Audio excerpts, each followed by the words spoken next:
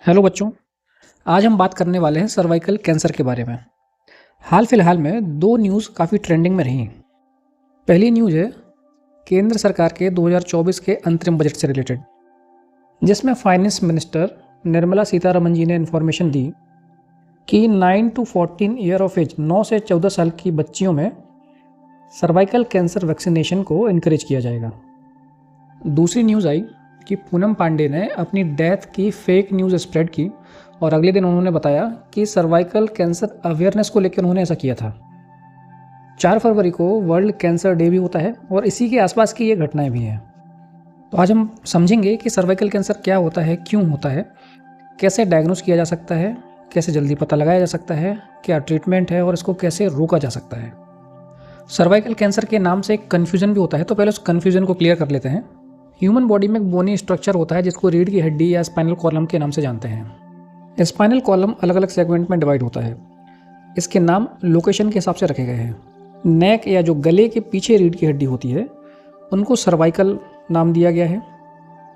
Thoracic region या जो गले के नीचे वाला पार्ट है जिसको चेस्ट रीजन भी बोलते हैं या थोरेसिक रीजन बोला जाता है, इस लेवल पर जो स्पाइन प्रेजेंट है उनको थोरेसिक स्पाइन या थोरेसिक वर्टिब्रल कॉलम बोलते हैं। वेस्ट या कमर के रीजन में जो स्पाइन होती है उसको लंबर स्पाइन कहते हैं। नेक रीजन में 7 सर्वाइकल स्पाइन होती हैं। तो सर्वाइकल से C लेके C1 से C7 तक इन स्पाइन के नाम हैं। अब सारा कन्फ्यूजन है सर्वाइकल नाम से ही होता है। जब भी सर्वाइकल कैंसर के बारे में बात होती है तो ऐसा लगता है कि सर्वाइकल स्पाइन या स्पाइनल कॉर्ड में कैंसर है उसकी बात हो रही है, जबकि सर्वाइकल कैंसर एक गायनेकोलॉजिकल कैंसर है। गायनेकोलॉजिकल कैंसर उन कैंसर को बोलते हैं जो कि सिर्फ फीमेल्स को होते हैं। अगर एनाटमी या स्ट्रक्चर के बारे में अगर हम बात करें तो मेल और फीमेल की बॉडी सेम ही होती है, सिर्फ और सिर्फ रिप्रोडक्टिव सिस्टम अलग अलग होते हैं। तो गायनेकोलॉजिकल कैंसर के बारे में बात हो रही है, मींस रिप्रोडक्टिव सिस्टम के जो भी ऑर्गन है उनमें होने वाले कैंसर की बात हो रही है। फिर मन में सवाल आता है कि अगर सर्वाइकल कैंसर गायनेकोलॉजिकल कैंसर है तो रिप्रोडक्टिव सिस्टम के, फीमेल रिप्रोडक्टिव सिस्टम के किस पार्ट को सर्वाइकल नाम दिया गया है। तो इस डाउट को क्लियर करने के लिए फीमेल रिप्रोडक्टिव सिस्टम का डायग्राम देखते हैं। सबसे ऊपर लेफ्ट साइड में देखिए फैलोपियन ट्यूब है, फिर उसके राइट साइड में लिखा है यूटेरस और उसके राइट साइड में लिखा है ओवरी। तो ओवरी, फैलोपियन ट्यूब, यूटेरस, ये समझ में आ गया। यूटेरस के लोअर साइड में राइट साइड में लिखा है इंटरनल ओस और उसके नीचे लिखा है एक्सटर्नल ओस। एक्सटर्नल ओस के बाद फिर वेजाइना का स्ट्रक्चर स्टार्ट होता है, शुरू होता है। तो ये जो इंटरनल ओस और एक्सटर्नल ओस का जो स्ट्रक्चर है, इंटरनल ओस से लेकर एक्सटर्नल ओस तक का जो स्ट्रक्चर है, इसको बोलते हैं सर्विक्स। और सर्विक्स में जो कैंसर होता है उसको बोलते हैं cervical cancer.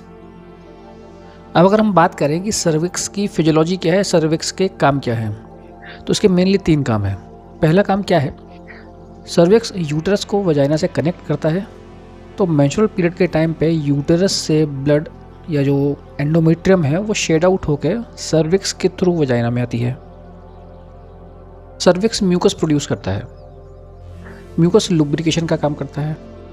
During sexual intercourse sperm को यूटेरस तक ट्रैवल करने के लिए, स्पर्म को वजाइना से यूटेरस तक ट्रैवल करने के लिए सर्विक्स से जो म्यूकस रिलीज होता है वो हेल्प करता है।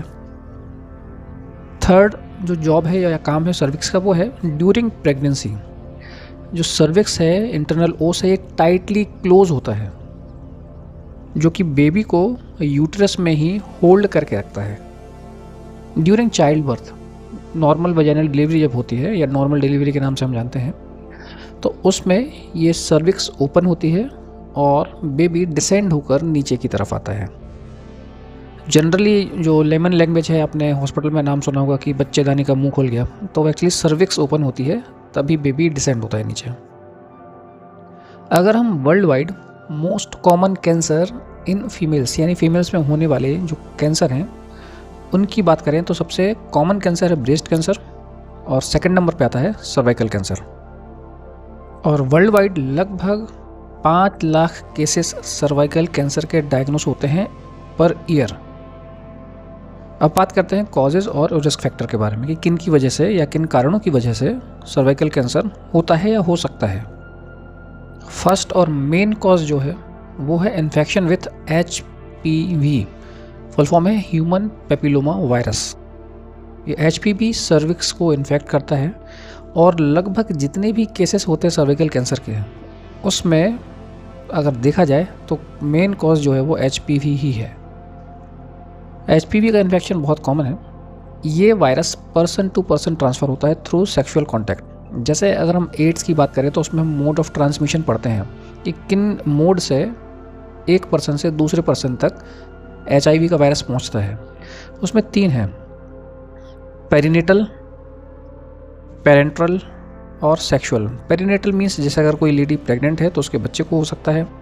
पेरेंट्रल मतलब नीडल से, ब्लड प्रोडक्ट से हो सकता है, जो जैसे अगर इन्फेक्टेड ब्लड हमने ट्रांसफ्यूज़ किया पेशेंट को तब हो सकता है।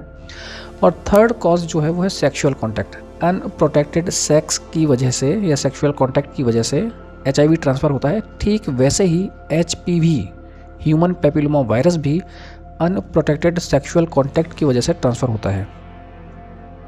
सेकेंड कॉज या रिस्क फैक्टर है lack of regular pap test.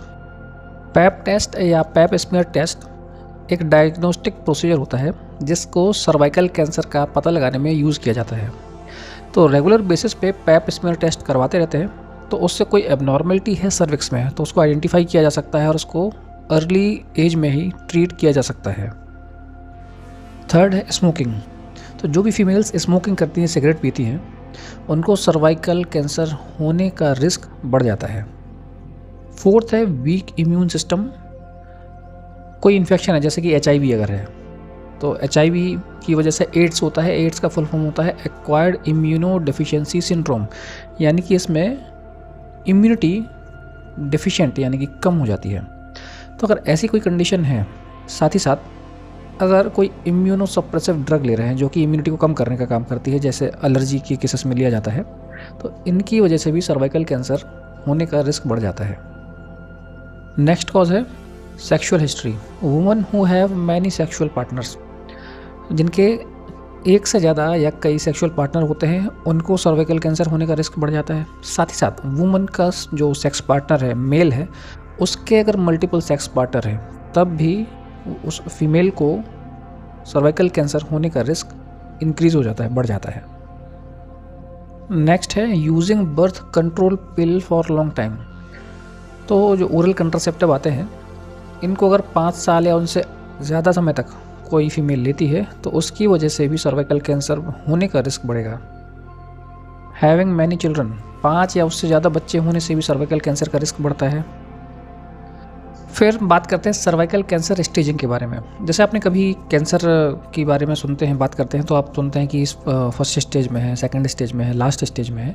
तो स्टेज कैसे डिसाइड होती है उसको हम बोलते हैं स्टेजिंग करना। अब इसके अलग अलग सिस्टम हैं।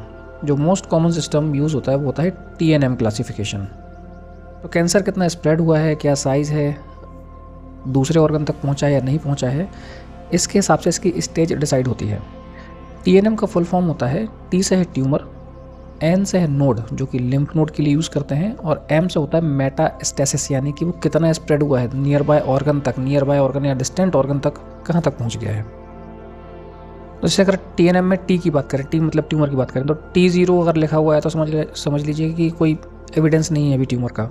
T4 लगा है तो ट्यूमर इतना ग्रो कर गया है कि वो नियर बाय जो भी ऑर्गन है, जैसे ब्लैडर है, रेक्टम है, वहाँ तक एक्सटेंड हो गया है। N यानी नोड, लिम्फ नोड की बात हो रही है, तो लिम्फ नोड तक वो पहुँच गया है तो उसके लिए अपन N यूज़ करते हैं, N0, N1। फिर M यूज़ होता है मेटास्टेटस के लिए कि कितना स्प्रेड हुआ है, क्या किसी और ऑर्गन तक चला गया है स्प्रेड होकर, जैसे बोलते हैं ना लैंग्वेज, कॉमन लैंग्वेज में कि कैंसर फैल गया है, तो वो मेटास्टेटस कहलाता है। अब बात करते हैं क्लिनिकल मैनिफेस्टेशंस के बारे में, जिनको हम साइन एंड सिम्टम्स भी बोलते हैं या चिन्ह और लक्षण भी बोलते हैं। जैसा कि मैक्सिमम जो कैंसर है उनमें होता है कि अर्ली स्टेज में पता ही नहीं चलता है, कोई साइन एंड सिम्टम्स आते ही नहीं हैं जब तक कैंसर एडवांस स्टेज में नहीं पहुंच जाता है या डेंजरस स्टेज में नहीं पहुंच जाता है। तो डेंजरस स्टेज या एडवांस स्टेज में पहुंचने के बाद कुछ सिम्टम्स आते हैं, वो क्या है? पहला तो सर्वाइकल कैंसर में जनरली पेन होता ही नहीं है जब कैंसर की स्टार्टिंग होती है। कैंसर जब डेंजरस स्टेज में पहुंचता है तब पेशेंट को पेन हो सकता है। जो मोस्ट कॉमन सिम्टम है वो है abnormal vaginal bleeding, menstrual period के बीच में ब्लीडिंग होना, सेक्सुअल इंटरकोर्स के बाद में ब्लीडिंग होना, मेंस्ट्रुअल पीरियड काफ़ी लंबे समय तक चलना, मेनोपॉज के बाद भी ब्लीडिंग होना। मेनोपॉज मीन्स जो permanent cassation of menstrual cycle जब परमानेंटली स्टॉप हो जाती है 45 एज के अराउंड, उसको बोलते हैं मेनोपॉज। तो मेनोपॉज के बाद भी ब्लीडिंग होना, ये मोस्ट कॉमन सिम्टम्स हैं सर्वाइकल कैंसर के। इसके अलावा कुछ और हैं, जैसे कि सेक्सुअल इंटरकोर्स के बाद में थिन वाटरी डिस्चार्ज हो रहा है, वेजाइनल डिस्चार्ज हो रहा है, पेल्विक और लो बैक पेन बना हुआ है, पेनफुल सेक्सुअल इंटरकोर्स है, पेनफुल यूरिनेशन हो रहा है, यानी कि यूरिन करते समय पेन हो रहा है, लोअर एक्सट्रीमिटी में एडिमा बना है, स्वेलिंग है, वेट लॉस हो रहा है, एनीमिया हो गया है। जो सर्वाइकल कैंसर की एडवांस स्टेज होती है उसमें वेजाइनल डिस्चार्ज धीरे धीरे बढ़ने लग जाता है, डार्क कलर का होता है, फॉल स्मेल करता है, येलो और स्मेली हो जाता है, क्योंकि जो सर्विक्स है उसमें कैंसर हुआ है और उसके जो टिश्यूज़ हैं नेक्रोज्ड हो गए हैं और वो फिर शेड आउट होते हैं, और जो भी ट्यूमर में इन्फेक्शन है वो शेड आउट होकर बाहर आता है, इसलिए डार्क फॉल स्मेलिंग वाला होता है। तो साइन एंड सिम्टम्स के बाद हम बात करते हैं कि इसको कैसे डिटेक्ट किया जा सकता है, कैसे डायग्नोस किया जा सकता है। तो उसमें सबसे पहले है पेल्विक एग्जामिनेशन। पेल्विक एग्जामिनेशन में वेजाइनल स्पेकुलम का यूज़ करके, एक इंस्ट्रूमेंट होता है वेजाइनल स्पेकुलम, उसका यूज़ करके वेजाइना में सर्विक्स को विजुलाइज किया जाता है। कोई एबनॉर्मलिटी है तो उसको फाइंड आउट किया जाता है। साथ ही साथ बाईमैनुअली एग्जामिनेशन करते हैं, यानी कि पाल्पेट करते हैं, फील करते हैं कि कोई एक्सटर्नल मास या ट्यूमर ग्रो तो नहीं हो रहा है। सेकंड है पेप स्मीयर या पेप स्मीयर टेस्ट। इसमें क्या होता है, हेल्थ केयर प्रैक्टिशनर सर्विक्स की सरफेस से कुछ सेल्स को रिमूव करते हैं, लेते हैं। अब स्पेक्युला ले रहे हैं उसके लिए कॉटन स्वैब ले सकते हैं, ब्रश ले सकते हैं, इनके थ्रू सर्विक्स से सेल्स रिमूव करते हैं, उसको माइक्रोस्कोप एवेल्यूशन करते हैं लेबोरेटरी में, जिससे कुछ एबनॉर्मलिटी अगर है तो वो फाइंड आउट हो जाती है। थर्ड है कॉल्पोस्कोप या कॉल्पोस्कोपी। कॉल्पोस्कोप एक इंस्ट्रूमेंट का नाम है और कॉल्पोस्कोपी प्रोसीजर का नाम है। तो कॉल्पोस्कोप में सर्विक्स को क्लियरली विजुलाइज किया जा सकता है, मॉनिटर पे देखा जा सकता है, तो कुछ भी एबनॉर्मलिटी है तो उसके थ्रू हम पता लगा सकते हैं। इन इन्वेस्टिगेशन के साथ ही अगर सर्वाइकल कैंसर मेटास्टेसिस हुआ है, स्प्रेड हुआ है दूसरे ऑर्गन में, इसका भी पता लगाने के लिए एक्सरे, सीटी स्कैन, सिस्टोस्कोपी और प्रोक्टोस्कोपी भी परफॉर्म किया जाता है। अब बात करते हैं मैनेजमेंट की, कि अगर सर्वाइकल कैंसर हो गया है और एडवांस स्टेज में है तो इसको कैसे ट्रीट किया जा सकता है। तो इसका जो भी मैनेजमेंट है वो डिपेंड करता है कि साइज़ कितना है, इन्वेजन की डेप्थ कितनी है, मेटास्टेसिस कितना क्या हुआ है, उसके हिसाब से मैनेजमेंट डिसाइड होता है। किसी भी कैंसर को मैनेज करने के लिए मेनली, वैसे तो काफ़ी ऑप्शन है पर मेनली 3 ऑप्शन होते हैं। पहला है सर्जरी, दूसरा है कीमोथेरेपी और तीसरा है रेडिएशन थेरेपी। अगर सर्वाइकल कैंसर अर्ली स्टेज में है, प्री इन्वेसिव है, यानी कि अभी स्प्रेड नहीं हुआ है, लोकली ही है, तो ऐसे कंडीशन में कुछ ऑप्शंस होते हैं, जिसमें सबसे पहले है लेजर सर्जरी। लेजर सर्जरी में एक नैरो बीम लाइट यूज़ करके जो कैंसरस सेल हैं उनको डिस्ट्रॉय किया जाता है। सेकंड है लूप इलेक्ट्रोकॉटरी एक्सीजन प्रोसीजर, जिसको शॉर्ट में लीप कहते हैं। इस प्रोसीजर में एक थिन वायर रहता है, पतला वायर रहता है, जिससे इलेक्ट्रिकल करंट पास होता है। उस इलेक्ट्रिकल करंट और वायर के थ्रू सेल्स को रिमूव कर लिया जाता है, या काट के जो भी एबनॉर्मल सेल्स हैं उनको कट करके बाहर निकाल लिया जाता है। थर्ड प्रोसीजर है जिसको बोलते हैं क्रायो सर्जरी। क्रायो जो टर्म है CRYO, क्रायो, एक्सट्रीम कोल्ड के लिए यूज़ होती है। जैसे आपने सुना होगा क्रायो प्रिजर्वेटिव, एक्सट्रीम कोल्ड में किसी चीज़ को हम प्रिजर्व करके रखते हैं। इंस्ट्रूमेंट में आपको एक सिलेंडर टाइप स्ट्रक्चर दिख रहा है, एक क्रायो प्रोब दिख रही है।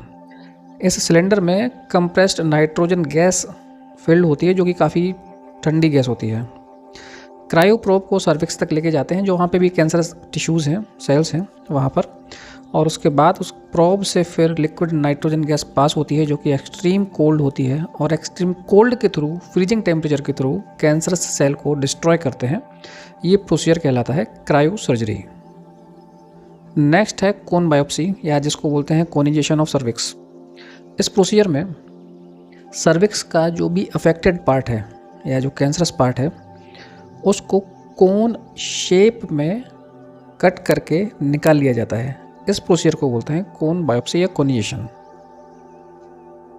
डायग्राम में राइट साइड में नीचे आपको दिख रहा है कोन शेप में, तो ये अफेक्टेड पार्ट था जिसको रिमूव कर लिया जाता है। ये सारे थे प्री इन्वेसिव। अगर सर्वाइकल कैंसर लोकली ही है, सर्विक्स में ही है और स्प्रेड नहीं हुआ है, तब ये 4 सर्जरी या प्रोसीजर परफॉर्म किए जाते हैं। अब अगर सर्वाइकल कैंसर इन्वेसिव कंडीशन में आ गया है, या हम बोलते हैं मेटास्टैटिक, स्प्रेड हुआ है आसपास सेल्स में, टिश्यू में, स्ट्रक्चर में, तब क्या करेंगे? तो उसमें सबसे पहले है, जो पहला ऑप्शन जो है वो है सर्जरी। सर्जरी में भी अलग अलग टाइप हैं। फर्स्ट प्रोसीजर है रेडिकल ट्रैकेलेक्टमी। ये ऑप्शन उन फीमेल्स के साथ यूज़ किया जाता है जो कि बाद में प्रेग्नेंट होना चाहती हैं। इस ऑप्शन में या इस सर्जरी में सर्जन सर्विक्स, साथ ही वेजाइना का कुछ पार्ट और लिम्फ नोड जो पेल्विस में है, इनको रिमूव कर दिया जाता है। रिमूव करने के बाद जो इंटरनल ओस है वहाँ पर स्टिच कर देते हैं। सेकंड सर्जिकल ऑप्शन है हिस्टेरेक्टमी। अब हिस्टेरेक्टमी या जो हिस्टेरा टर्म है, ये यूटेरस के लिए यूज़ होती है। एक्चुअली जब मैं स्टूडेंट था तो मुझे लगता था कि जैसे थायराइड ग्लैंड अगर रिमूव होते हैं, रिमूव किया जाता है, तो उसको बोलते हैं थायराइडेक्टमी। एक्टमी मतलब होता है रिमूवल, तो थायराइड ग्लैंड को रिमूव करना थायराइडेक्टमी।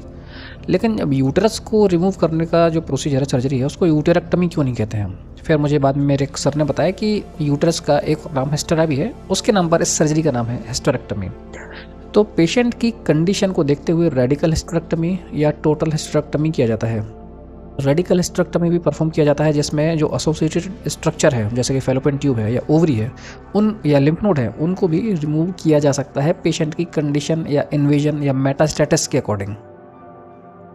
तो ये तो हो गया सर्जरी वाला प्लान। फिर सेकंड ऑप्शन जो रहता है वो है रेडिएशन थेरेपी, यानी यहाँ पर पेशेंट को रेडिएशन दिया जा सकता है। अब वो रेडिएशन जो है वो इंटरनल और एक्सटर्नल दो अलग अलग तरीके से देते हैं। External radiation external beam radiation के थ्रू दिया जाता है। इंटरनल रेडिएशन बॉडी के अंदर रेडियो एक्टिव सीड इम्प्लांट करके दिया जाता है, जिसको हम ब्रेकी थेरेपी के नाम से भी जानते हैं।